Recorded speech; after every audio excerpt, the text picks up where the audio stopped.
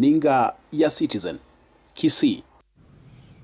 Kutoka kaunti namba 45 turuke moja kwa moja hadi kaunti nambari 3 ambapo wanaharakati wa afya wameongeza juhudi za kupambana na saratani kupitia kampeni ya nyumba kwa nyumba katika eneo la Watamu, kaunti ya Kilifi, wakilenga kuelimisha wananchi kuhusu umuhimu wa kugundua mapema ugonjwa huo.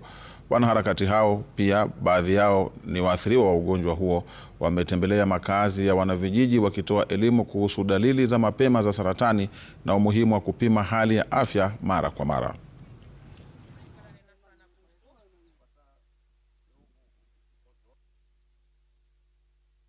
Tunatafuta namna ili wapate kujua hili gonjwa la saratani linaanza vipi, vile tunaweza kulikabiliana nalo na matibabu yake. Yale ambayo tumewafahamisha mchana wa leo yameweza kuwafungua macho na nimeona sura za tabasamu. Kuna wenzetu ambao hawajui saratani ni nini.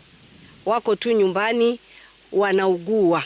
Maelezo yenyewe wameeleza nilikuwa nayasikia na niko nayo, na kwa hivyo naomba kama kuna usaidizi basi iwe itawezekana, kwa sababu tuwe tutapata usaidizi, manake kama tunateseka na huo ugonjwa. Mara nyingi tunaambiwa ama mara nyingi tunasikia mwenye kansa huu amerogwa.